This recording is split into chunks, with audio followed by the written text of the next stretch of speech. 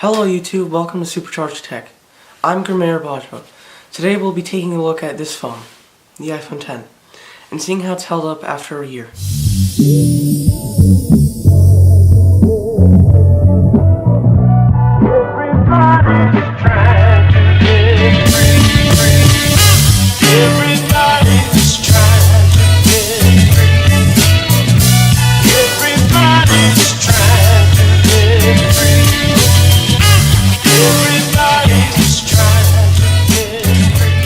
iPhone X turned 1 year old about a week ago, and since I got the phone in November of 2017, it's been a really good experience. Let's start off with how the hardware is held up. I got this phone about a year ago, and the hardware's definitely held up really well since I got it.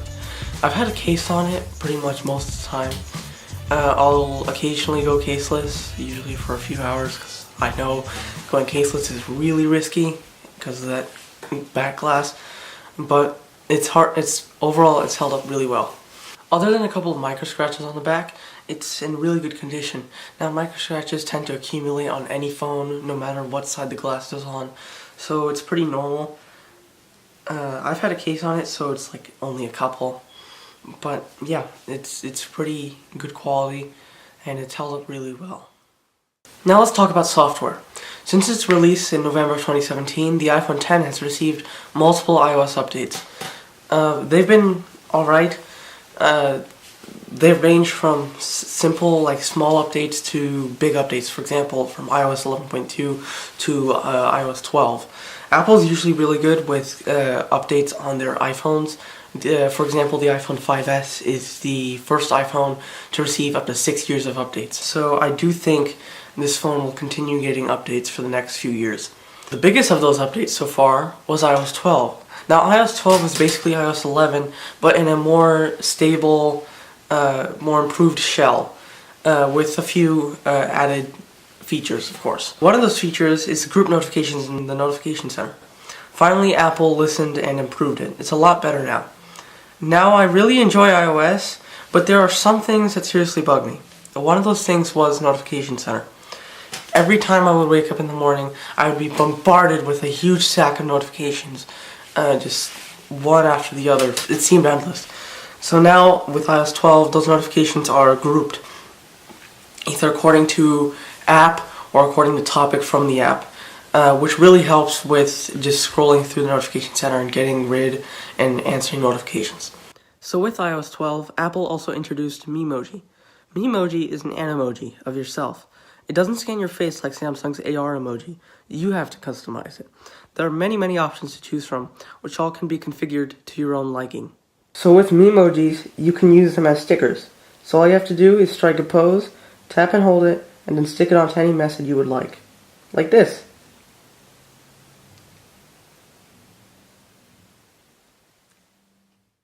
Pretty ridiculous and fun, all at the same time.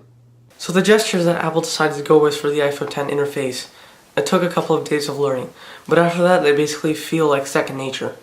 They're really smooth. Apple did a really good job of implementing them into the iOS system. I do wish Google would implement it in Android, because right now the Android gestures feel a little finicky, but for the iPhone, they are really good gestures, really smooth, really good. So the battery on the iPhone X, on my iPhone X, is inevitably degrading, as all lithium-ion batteries do. But since last year, I've been getting really good battery life. So the battery on the iPhone X is about 2700 milliamp hours, which is a moderate size in the smartphone world. iOS's efficiency really allows for good screen on time. I just wish the battery would be a little bit bigger. One charge should last me somewhere between 1 to 2 days, depending on how I use it.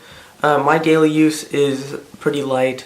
I'll look at social media for about 30 minutes and use some productivity apps, text a little bit, that'll be it. With heavy usage, and by heavy usage I mean using graphics intensive apps, CPU intensive apps, and just being on it all day, it should easily last me 1 day, and that should mean between 5 and 6 hours. Since I got it a year ago, screen on time hasn't really changed that much. I do sometimes find myself having to plug in a little bit and charge up by 15% or so, having to keep it consistent with around the same screen on time I got last year. But other than that, it's been really good. Now, over time, I have generated a couple of complaints that I would like Apple to fix with the next generation of the iPhone.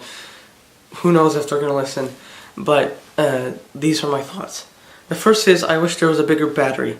Now, while day-to-day usage of this battery is really good, when using graphics-intensive apps like Asphalt 9, the battery drains like really fast. Yeah, iOS is efficient, but there's no beating a good battery. I still wish the battery was above 2900 milliamp hours. It's currently 2700. 3300 would be like super ideal for me because I think that's what the OnePlus 6 has and the Huawei P20 Pro. Yeah, putting in a bigger battery like that would really help with CPU and GPU intensive apps. Now the notch. Super hated, super wide, copied by every other manufacturer. Notch. Now the notch on the iPhone X is a lot bigger than the notches on other Android phones, which is understandable considering how many sensors are packed into the little cutout at the top compared to Android phones, which is usually just a speaker grill and a camera.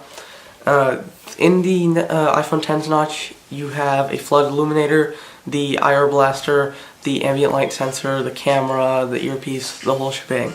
Despite it having a purpose, like an actual purpose, not like several other manufacturers just using a camera and speaker grill in there, I do still wish Apple would figure out a way to minimize its size.